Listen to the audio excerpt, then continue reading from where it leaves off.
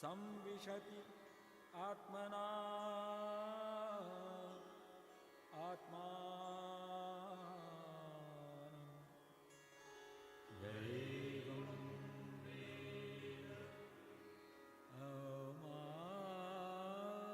अमात्र चतुर्थो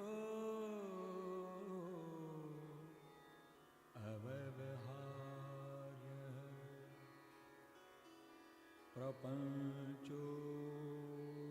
प्रपञ्चोपशमः शिवोऽद्वैत एवं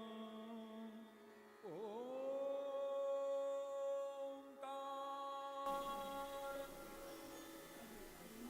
एवं ओंकार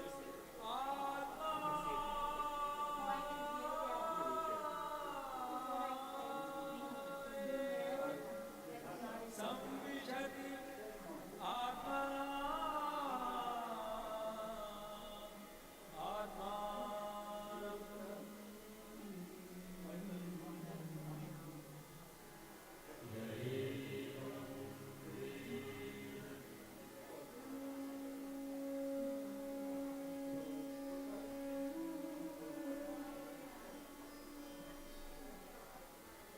अमात्र चतुर्थो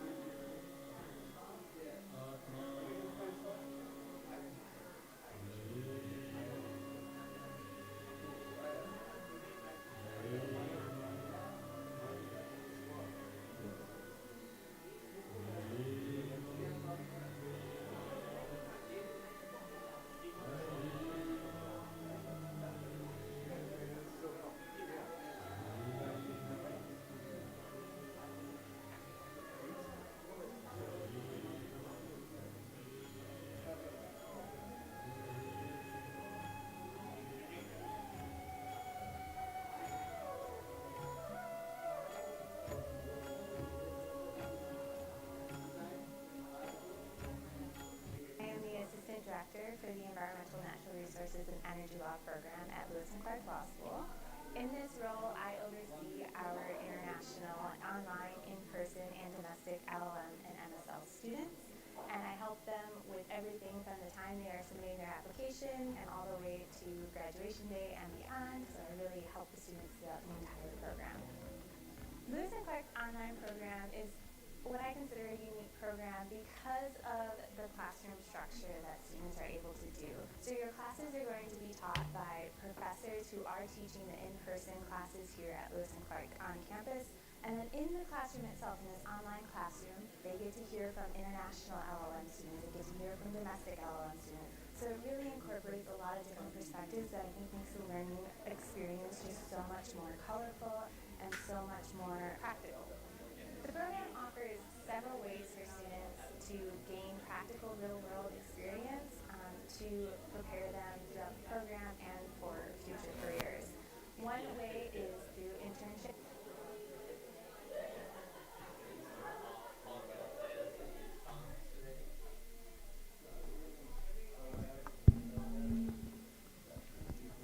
Attention please. Attention please.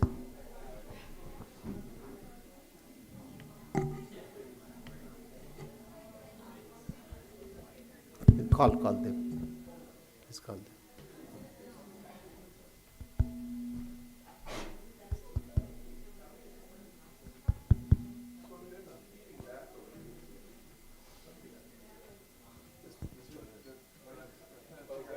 I was kind of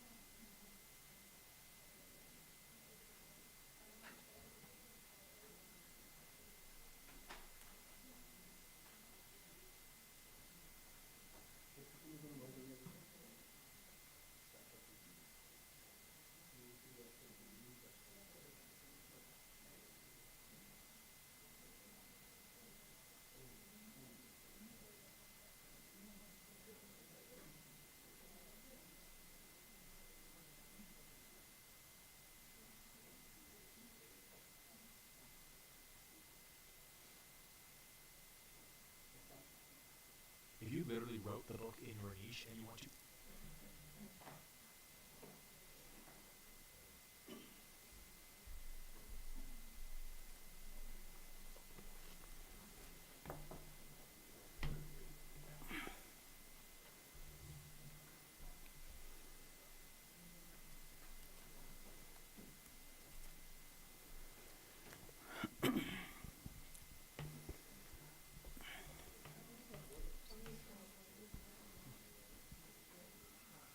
So please.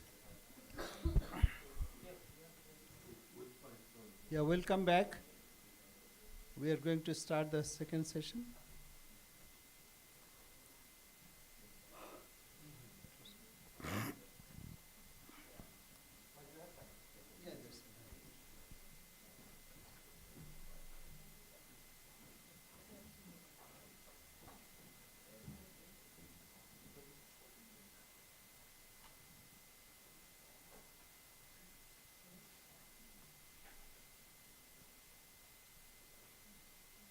We'll chant Omkar.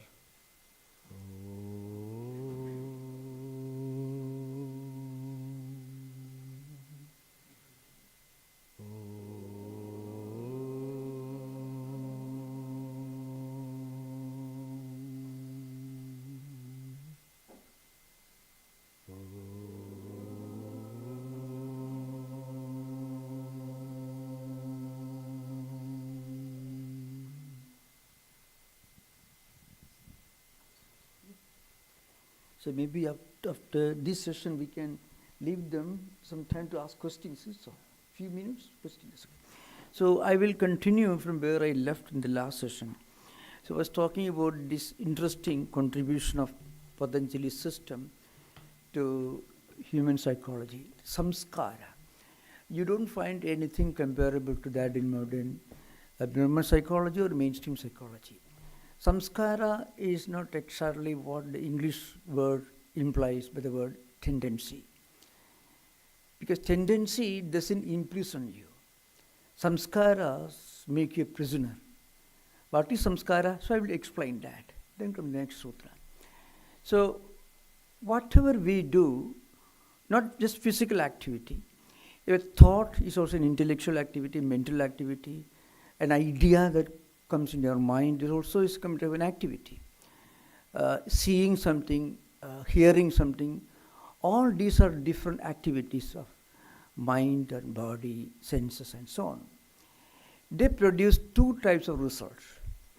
One, the visible is called drishtam, the other is invisible adrishtam. These terms have got a definite, well-defined meaning and implication in Mimamsa. I'm not talking about that. But in yoga system, the invisible, the higher, the lasting impact is called samskara. So as I mentioned earlier, we always feel this conflict between what we want to do sincerely and what we end up doing. What we end up doing is what our mind is willing to permit us to do, not necessarily what we actually would like to do. So this unwillingness of the mind to cooperate with ourselves, with itself, manifests in different forms, like procrastination, laziness, and so on. And that's because two types of samskaras are coming into conflict. One set of samskaras which are friendly, which are conducive to, let's say, we want to meditate. The other samskaras which create negativity will block it. Now, and this is called the trap of samskaras. Samskaras create a trap. How samskaras are formed, as I mentioned, they are the consolidated, accumulated residue of all our actions, thoughts and emotions that we have gone through, we have experienced in our previous life cycles also. To give an example, there are, in modern psychiatry, for example, somebody may hypnotize you and will take you back to your childhood days. And based on those memories, a psychologist, a counselor may try to find out some reason for some symptoms of abnormality. With childhood memories, parents what they have seen in their home with parents, grandparents, all these can be, or any of these factors could be the reason, the explanation for these symptoms of abnormality that a person may display. But there are certain abnormalities which cannot be explained in terms of the person's experiences in this life. Obsession, phobia are two examples. Some modern mainstream psychiatrists, at least indirectly, they admit the reality of reincarnation, would mean rebirth, and also the effect of karma, not in this life, not karma from this life alone, but previous life cycles. In California, one gentleman, he tried to take a little bit of this and then he went it too far, Edgar Casey. But it became so ridiculous and laughable. So actually he brought a bad name for psychology and karma theory because he commercialized it. But that's a possibility. But the point is, if you seriously think of this, see, if your tendency is the result of your previous experiences, then certain tendencies which may not have any foundation in previous life experiences may have a foundation, maybe not in this life, previous life. No, those are samskaras. Samskaras cannot be destroyed. Samskara can be effectively neutralized, but they will remain there. It is called Dagdha Bija Nyaya. Patanjali also, the yoga commentary literature also use the word. Dagdha means burnt. Bija means seed. Suppose you get a lot of seed, you burn it, you fry it, ready to eat with masala. That doesn't sprout again. It is seed, apparently, but it's also practically not seed at all. So like that, our samskaras can be neutralized. Negative samskaras can be neutralized through positive samskaras. Positive samskaras do not eradicate, wipe out, but they effectively neutralize the power to manifest of the negative samskaras.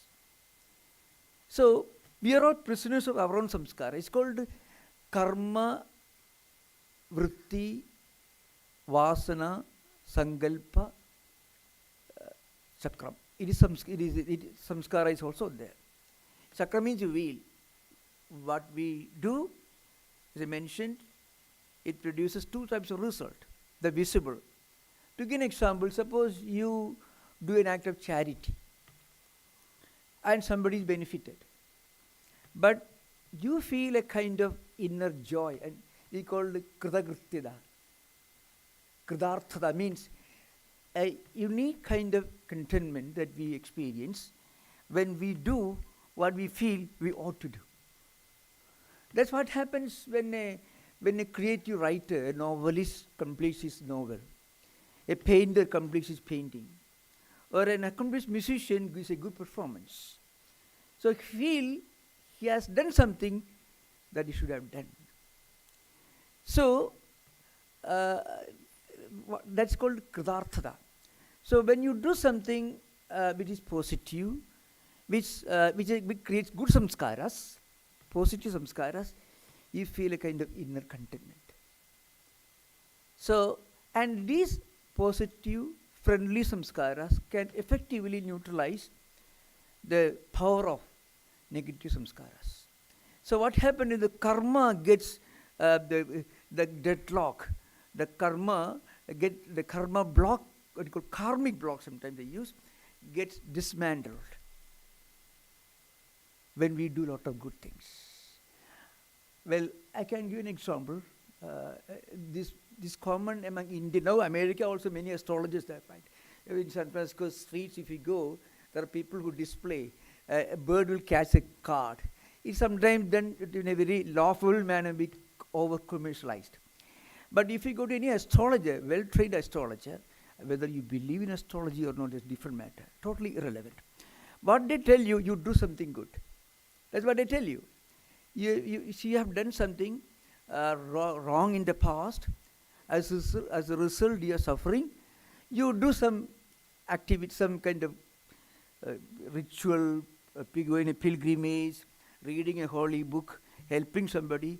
What happens? Your previous negative karma, the karmic block, gets dismantled. That is pure psychology.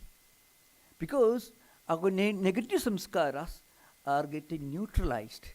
As a result, we get this benefit. So, now, according to Patanjali, he says there are a number of called andaraya, 9 types of obstacles that we normally face in our spiritual life. Vyadhi, Sthana, Samsaya, Pramada, Alasya, Aviradi, Bhrandi Darshanam, Aladha Bhumigattum, Anavasitattvani. These are the 9 obstacles. They're called andarayas. Means disease, maybe physical disease, then mental disease like raga, dvesha. You have an extreme dislike for somebody. It is not that you don't like a person, but you know that there is absolutely, it is stupid, it is wrong, it is irrational to be hostile to a person. You know that, but you cannot get rid of it. Again, you know it is dangerous for you to listen, to watch certain things on the movies or YouTube or internet addiction. You know that. You may be a school teacher teaching children not to use too much of YouTube, but you also may be addicted to that. So, intellectual awareness doesn't help you. You know it. If lack of intellectual awareness is a problem, easy to solve. But suppose a person knows everything about it, he can write a book about the problems of addiction, but himself will get addicted. So that sort of situation is called dvesha. Its positive aspect is raga, meaning extreme obsessive liking for things is really bad. You know it's bad, but you cannot get out of it. That is the samskara trap, prison. So, negative and positive. That is the anchor. That is then isthana. The indecision, not being able to take a decision about something that's really good for you. So mind may postpone, procrastinate, find excuses for not starting meditation. You read a book or Yoga Sutra, whatever it is, tomorrow only 7 o'clock you meditate. That 7 o'clock, you yourself, oh maybe today I have an appointment, maybe within half an hour, tomorrow onwards I will do. So this procrastination is a play of the mind. Actually it is not a disease, it is the power of negative samskaras. The negative samskaras can be neutralized. The power can be reduced only by accumulating positive samskaras. Then totally being careless, sloth, alasya. Then too much of worldly greed and wrong notions. Then often anavasthitatvam, you feel you are not reached anything, you are not attained anything. All these can be different kinds of problems, andarayas. Now, how do you neutralize this? By creating positive samskaras. And Patanjali has a solution. Maitri, Karuna, Mudita, Upekshanam, Sukha, Dukkha, Punya, Apunya Vishayanam, Bhavanataka, Chitta Prasadanam. So, Chitta Prasadanam is a natural state of human mind. As mentioned frequently, I mentioned yesterday also, when we eat bad food, unhygienic food, maybe expiry date over, you fall sick. Body falls sick, you may die. So also when you imbibe wrong ideas, it is toxic food for the mind. Mind also will fall sick. So that is the subject here. So how to generate positive energy, called positivity, by yoga practices. Remember, you cannot shout, I am positive, that won't do. I tell you, we in San Francisco, we meet frequently, executives, business executives, mostly in the IT area. they went to Las Vegas. What do you call this kind of positive? So you are asked to raise both your hands, and you should feel that positive energy is flowing to you. Everyone will say, it's poison to me, because if you don't say, then you fellow is not sensitive to spirituality. So everyone will be proud to say, I feel that positive energy. But nobody are ashamed to say, no, I don't feel it. I mean, you are not sensitive to spirituality. Everyone want to say. So like that, they will be asked to shout, I will succeed, I will succeed, I will succeed 100 times. Raising your hands, I will succeed. $500 per day. Now the point is, it happened really. One gentleman told me the painful truth. Because if he goes to his home and tells his family, no, I didn't get any result, then you made a fool of yourself spending $500 per day, 10 days session, 5,000, not a small thing. So everyone will be proud to say, I got benefited because he invested money. It's a psychological trap.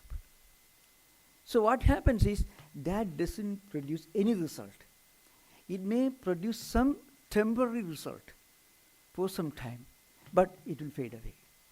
So what is needed is to develop a philosophical, spiritual attitude to the very concept of success and failure. You should work hard to the best of your ability. You should succeed, and you will succeed in many cases. But if you don't succeed in all cases, there's no problem. You should be able to look at success and failure with the same equanimity of mind. Then many of these people will have to close down their business of positive psychology and motivation speakers. Absolutely. Because what Patanjali tells you is, you should develop a positive attitude, a strong positive attitude towards life as a whole, not by installments. So here he says, in this sutra, how to attain chitta prasada, that is the natural, spontaneous state of tranquility and peace, inner tranquility and peace. So it is the sutra visualizes different types of people whom you may encounter in our everyday life, in your business office, in your workplace, wherever it is. So there are some people who are good, friendly, spiritual seekers like you. You should have a positive, friendly attitude towards the Maitri. Suppose you, when you interact with people who have a spiritual attitude like yourself, you should be friendly with them. You should have association with people like that, because that will strengthen and reinforce your own spiritual attitude. And then Maitri, friendly. Karuna means sympathy, compassion. Suppose you meet somebody and who is not spiritually inclined, but would like to be, but unfortunately cannot, then you should have sympathy. You should know he's not worthwhile. I won't talk to him. You should not do that. You should be sympathetic. Now, when we practice this, it has a direct effect on our mind. It's a very important thing. Higher virtues, when we practice, that helps us to accumulate the spiritual energy. So association with good people is very important, because your interaction, I'm talking about genuine interaction. Please remember, I'm not talking about diplomacy, because you can find people can be very friendly apparently, but totally hostile. That's no place here. You have seen the picture of Neville Chamberlain, Hitler and Mussolini and French President Diderot shaking hands. The Treaty of Appeasement, 1938, Munich Treaty. Totally hostile, demonic people, Hitler is shaking hands and smiling. So that kind of external mannerism is not referred to here. Real, genuine human attitude. Not diplomatic demonstration, genuine human attitude. That should be friendly with people who are spiritually inclined like us. And also those who are not spiritually inclined like us, but still would like to be sincere seekers, trying but not always successful. Be sympathetic. Karuna. Mudita. means you should be able to feel happiness when you meet people who are spiritually even more advanced than you. You should not be hostile, jealous, or envious. This is very important. So we should be able to be happy, to feel happiness when others are happy. In fact, when you feel happy, when others are happy, that attitude will benefit us psychologically. Psychologically is a very healthy, positive attitude. Because negative attitude like toxic food we are eating. Body will fall sick, negative ideas will make our mind sick. Another one is upeksha. And actually some commentators, especially those, Vijnana Bhikshu was a Buddhist. So he didn't pay much attention to Isha Pradhana and the Sadhanapada Sutra, Tapasya, Adhyaya, Isha Pradhana, etc. But upeksha is very important. Upeksha means keeping a long distance from people who can be contagious. Because they are very negative. So when you associate with people who tell you, well, I don't care for spirituality. What's the? I don't believe in prayer.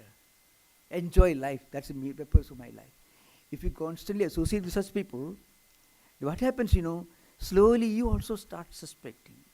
Thinking, well, is it worthwhile to waste money, waste time, waste energy reading spiritual books? There's no point.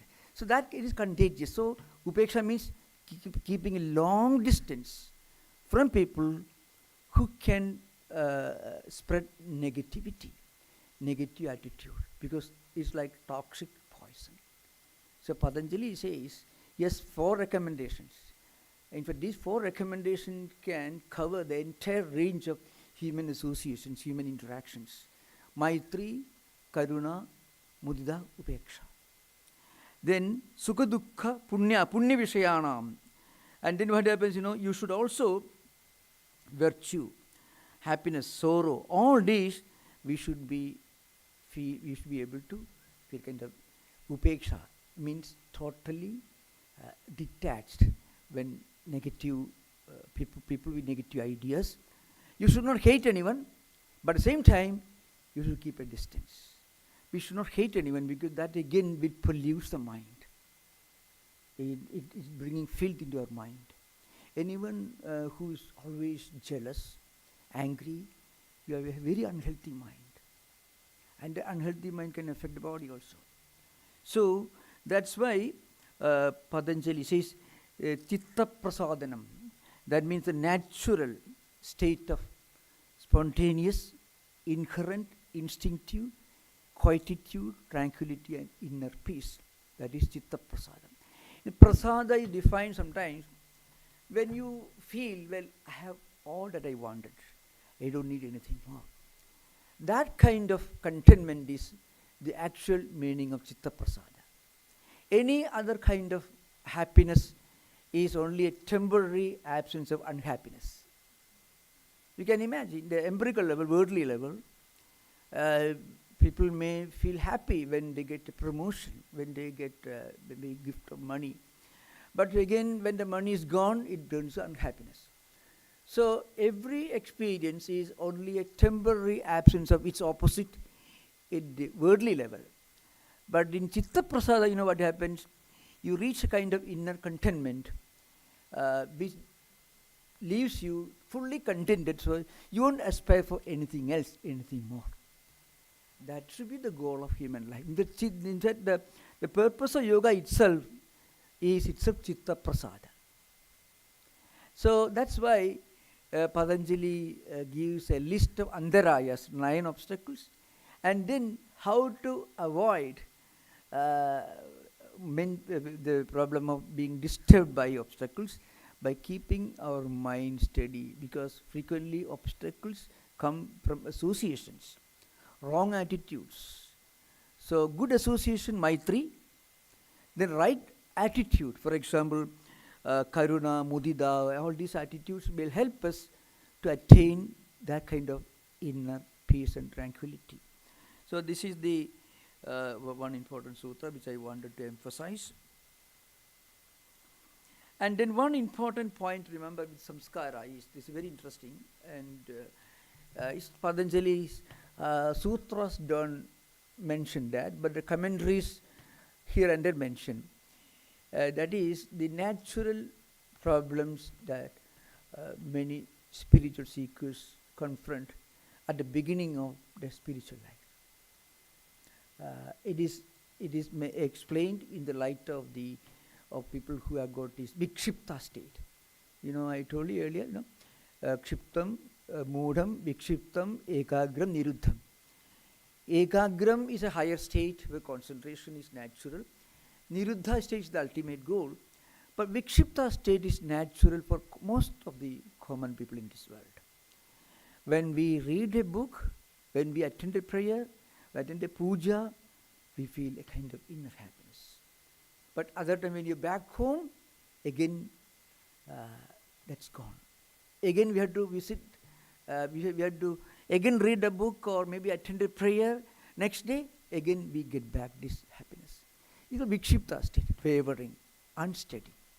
So, what happens is, when we first start any kind of spiritual discipline, like meditation, japa, or anything, even for example, going for a walk regularly, it's nothing essentially spiritual about it.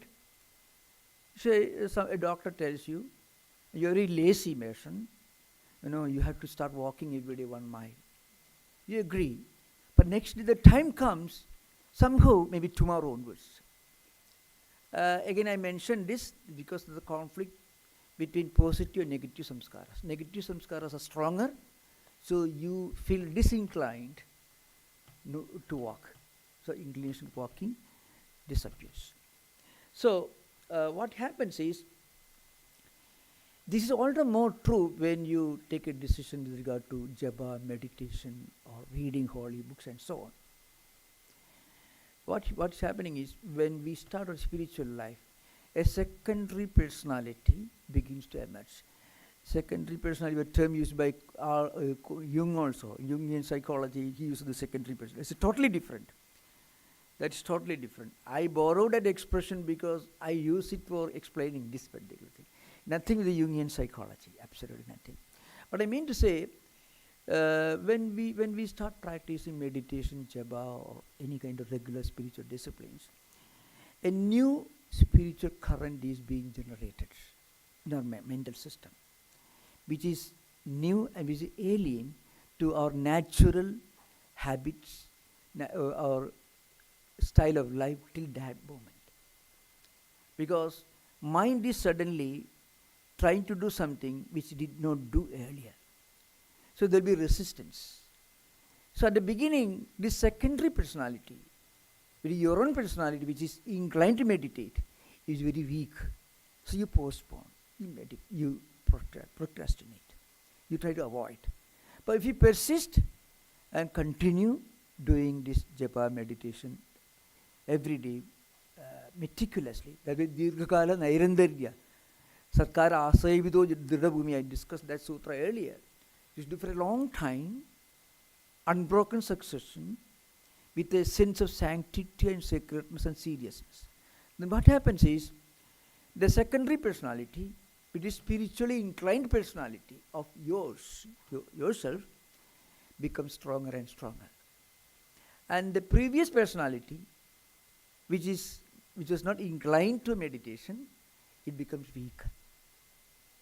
That's how we feel that we are generating positive samskaras. And these samskaras will slowly help you to continue your spiritual practice with less and less resistance from your own mind. So your mind slowly becomes a friend of yours. This is what really happens. The secondary personality begins to emerge, and when it is weak, conflicts are more. When it gets stronger, then conflicts are much less. Slowly, we'll be able to get established in meditative practice. Tridhabhumi means you feel established. So this is a very, very important point which I want to mention, because frequently this is not very often well understood by many of the spiritual seekers. So we should not be alarmed when we feel that our own mind is not cooperating. It's not the problem of the mind. mind is unaccustomed to this new activity, meditation, japa. So that mind should be slowly evolve. It should evolve. It should be encouraged through constant practice. Patanjali has got a very great sutra, that is Vitarka Bhadane Pratipaksha Bhavanam. Vitarka means, let's say, when we have this problem, opposite thoughts, obstacles. Vitarka Bhavana means wrong thoughts, mind wandering, certain characteristics coming from previous experience, like some negative samskaras, can create obstacles. So it may be, let's say, a very greedy person trying to become little compassionate and generous. So when his own mind is not willing to cooperate with him, when he tries to do something compassionate, something charitable, then he should think about the disasters, the problems of miserliness or greed. Then if we constantly think about the problems of the opposite, Pratipaksha Bhavanam, what happens is obstacles will be removed. For example, somebody who feels that he cannot, his mind is not helping him or not encouraging him to read, let's say, good book. Mind has a natural tendency to reading something which is not so very friendly, not very healthy, not very negative. Then he should think about bhavanam, think about the opposite, the problems that can happen if he consistently reads only negative things. A greedy person can easily imagine money will go one day. Money is not, wealth is not everlasting. It can be lost. Any day banks may collapse, stock markets may collapse. All this can happen. When he thinks about this, his greed will be reduced. Again, raga, dvesha, a kind of obsessive dislike for something, for somebody. I mentioned this, it is a prison, the trap of samskaras. You know, it's totally crazy to be hostile to a person who is a very good person, but he cannot get out of it. You feel helpless. That's a good example of dvesha, extreme dislike for somebody without any reason, without any justification. You know that. Still you cannot get out of it. Extreme liking, drug addiction, gambling, and also the internet addiction. All these are good examples of this raga. When you read an English translation, liking, it doesn't convey the whole meaning.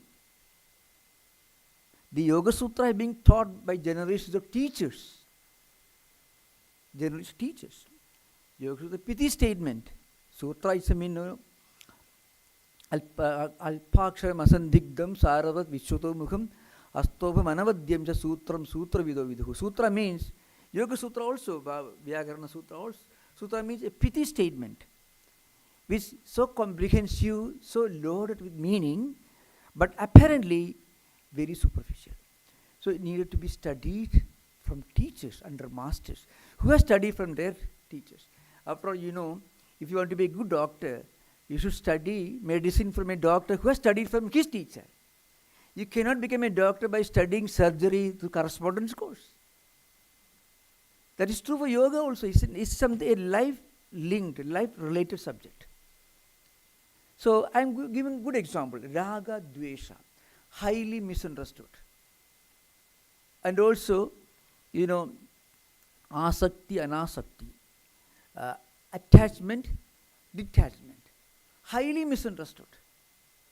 To give an example, when we use the word anasakti, means detachment or being non-attached. What it means is, you should not be obsessively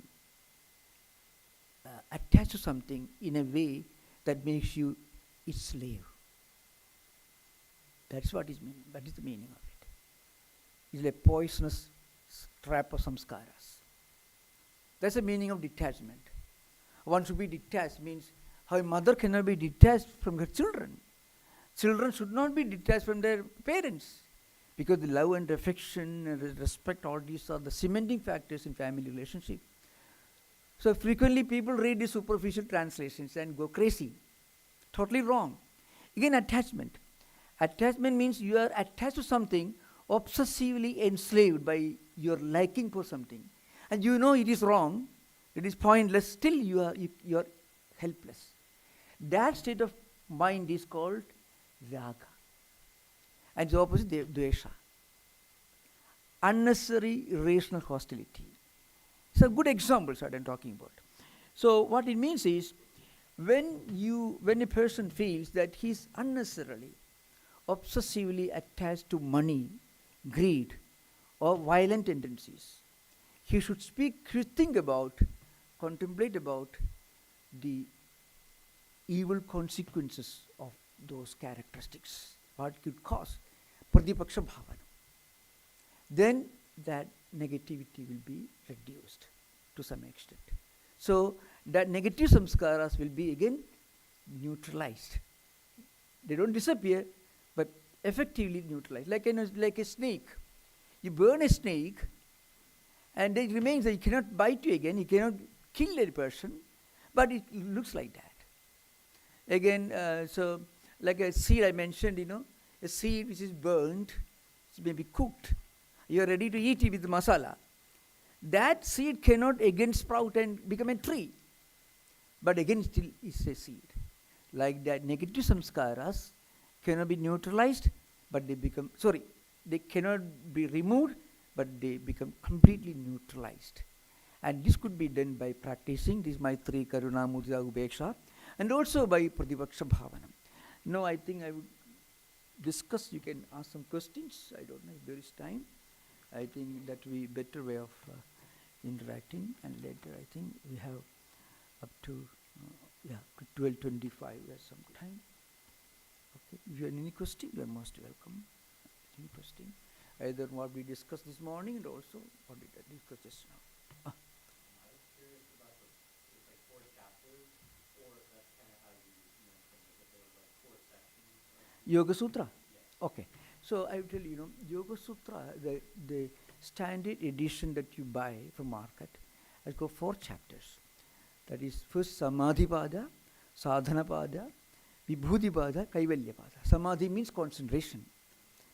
Sadhana means practices. Vibhuti means the results, power. And Kaivalya means moksha, liberation, after Niruddha state. But in actual practice, in certain ancient gurukulas, ancient lineages, they used to teach sadhana pada first because that's the beginning and the result of that practice, vibhuti. And then samadhi, concentration, then final goal, moksha, kaivalya. So that is that one way of teaching in some traditions. So, but the standard book is totally different. Samadhi comes first. For one reason, many of the definitions like vritti, what is yoga, all these vikalpa, all these definitions are mentioned in the Samadhi Pada. But it's better to study Sadhana Pada first, then Vibhuti, then Samadhi, then Kaivalya. Okay? Thank you. These were all studied and taught in different gurukulas, different traditions, orally. So frequently we find some differences, but that's not very significant. Yeah.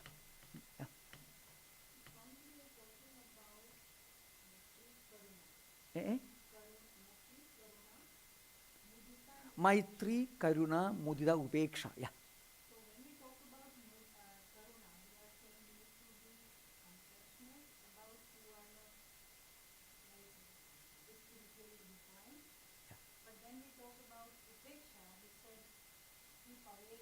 Yeah, so I tell you, so Karuna means we should not be proud of our own progress because the other person is less spiritually advanced than us. So we should not look down upon them.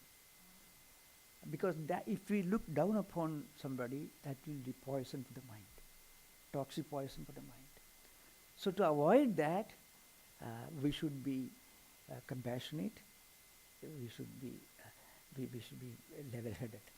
So because any kind of contempt or looking down upon somebody can be poisonous, a toxic effect on the human mind. So there is a statement frequently quoted in that context, So, sammanahi tapaksheha asammana tapo vruddhi. Asammana means nobody respects you. You are ignored by everyone. Actually, one day you will be elevated. Because when people don't respect you, what happens, people contemn you, their good karmas will be transferred to you. It's an old belief, When you are honored, then what happens, that person gets the benefit of your good karmas. Somebody honors you, respects you, appreciate you, help you, then you may have a lot of good karmas in your stock. A little bit of that will be transferred to him. On the other hand, when somebody hates you, dishonors you, doesn't respect you, doesn't appreciate your work, then actually his positive karmas will be transferred to you, your negative will go to him, to the person. So that's some of the, I don't say that this could be taken factually as a fact, but there is a lot of truth in that. When you are elevated, appreciated by everyone, there's room that when you will be very proud of yourself, and that can be the beginning of the downfall. So that could be. You find many such statements in the life of great. In Christian tradition, for example, very often the mystics were given only post-mortem recognition. They were tortured and persecuted during their lifetime, and that helped them to soar higher in their spiritual growth. Because when they confronted these hurdles, persecutions and dishonor and so on, they spiritually got elevated. So you often find Saint Teresa Avila's autobiographical writings you find, and she was trying to reform the Carmelite church, and then she had to face a lot of problems. I visited the small little monastery where Saint Peter lived in Extremadura in Spain. Saint Peter was her patron who helped her in reforming the Carmelite church. So what I mean to say, you find flashes of this idea even in the writings of great mystics who were sincere seekers of God. Right? For them, every experience of persecution was a blessing, because that tested their strength and willpower in their spiritual quest, destiny. So you find such teachings among Buddhists also, you find, and of course in Hindu tradition, very extensively found in traditions. Okay, thank you. Yeah, I'm coming to that. Please, yeah.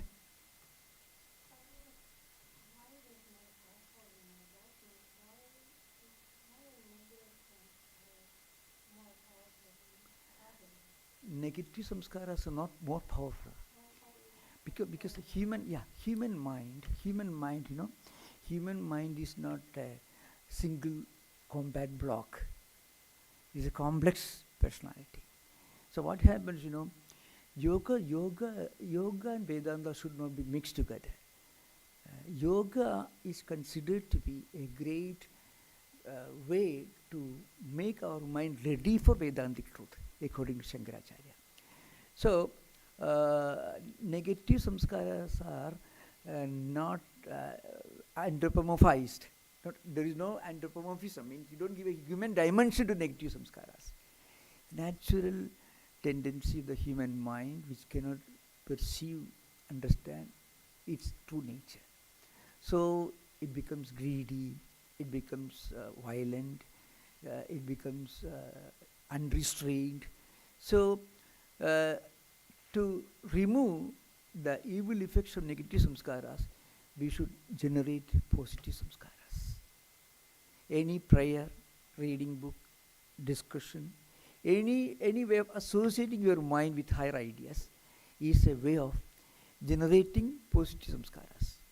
To help you to neutralize the impact of negative samskaras. You know how you feel it? When you meditate, when you read a good book, when you listen to something really wonderful, you feel that you are getting something which is worthwhile. Its effect may not last for long in some cases for the beginners, but the very fact that you feel a kind of inner joy, contentment, is the proof that it is bringing sattvic effect on the mind. Okay.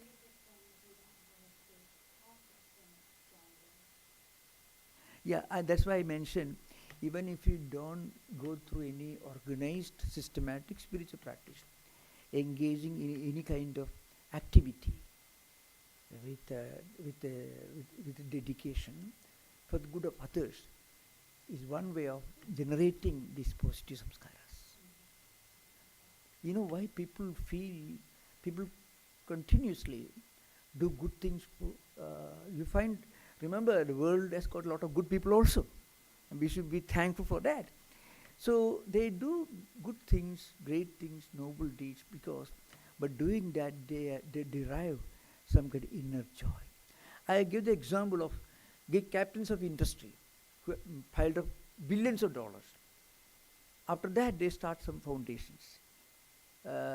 Maybe eradication of diseases in third world countries, spreading education among the masses.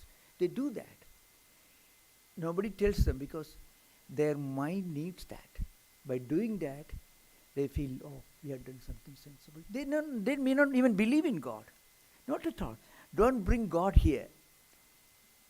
The point is, when you do noble deeds, good deeds, then you become a good human being.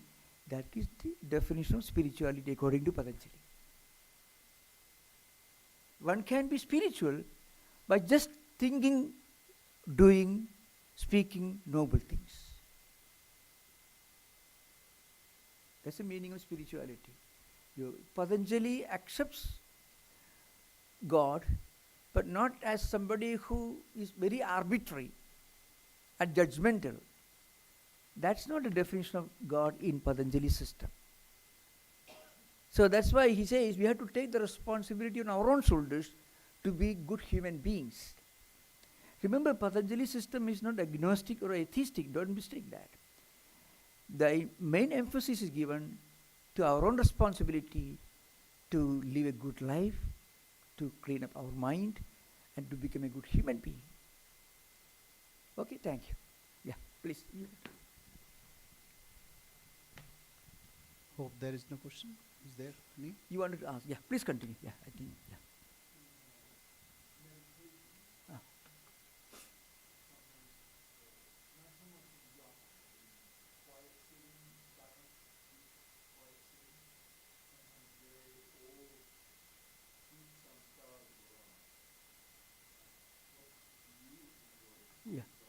Yeah. So I tell you again, I will come to Ashtanga Yoga. Very yama, niyama, asana, pranayama, pratyahara, dharana, dhyana, samadhi. The higher disciplines begin with dharana. Dharana means concentration for some time.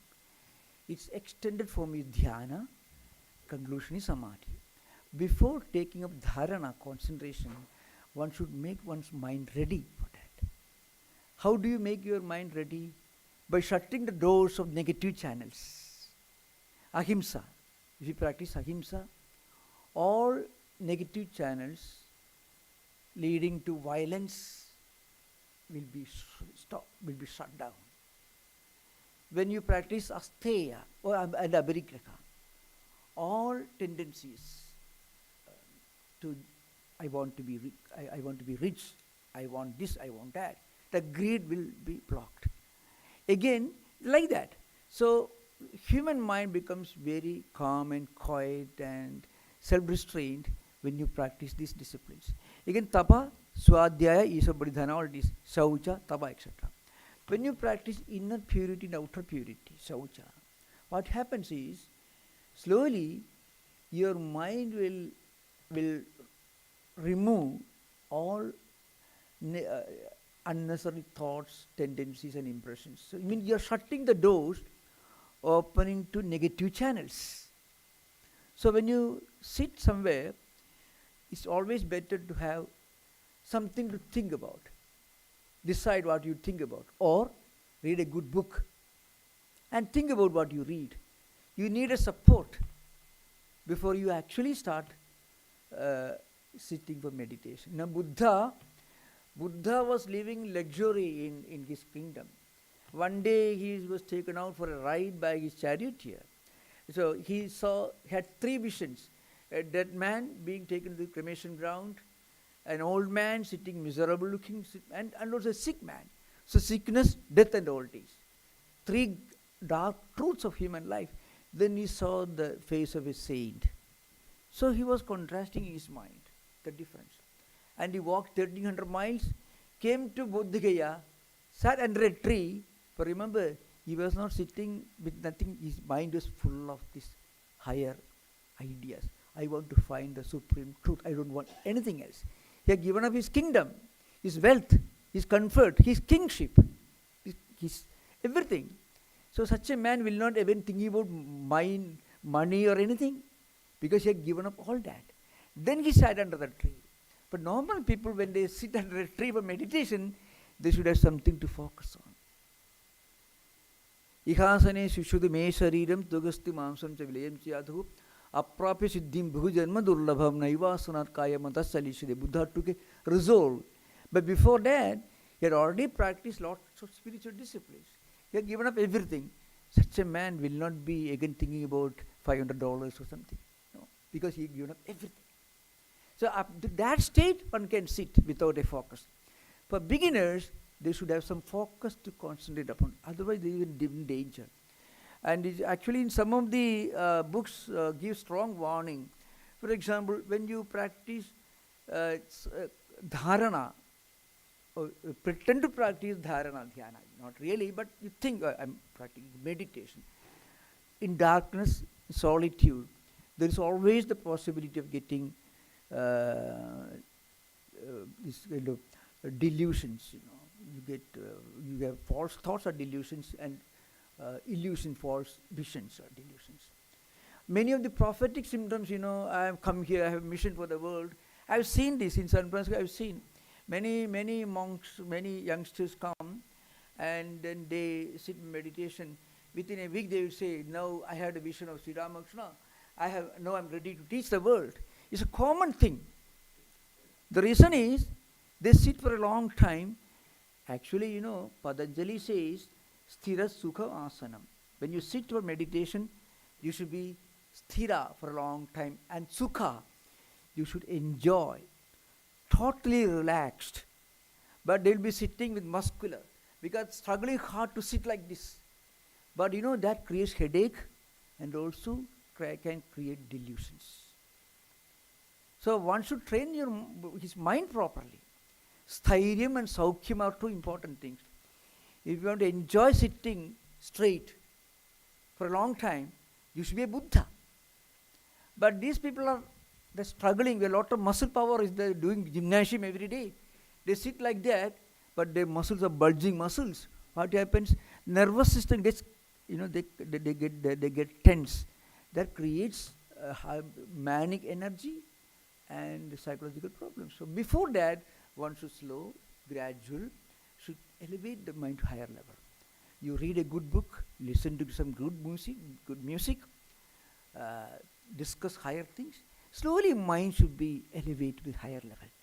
Then think, not before that.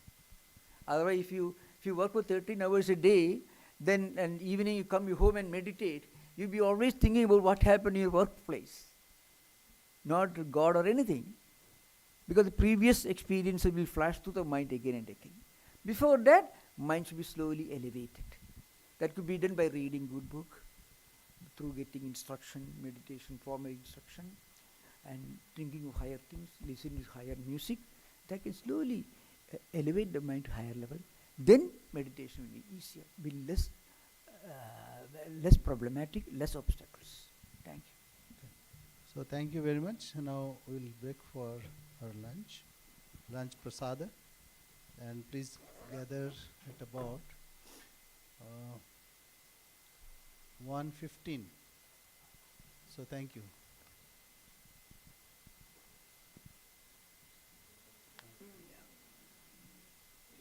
And Paul, 1:15.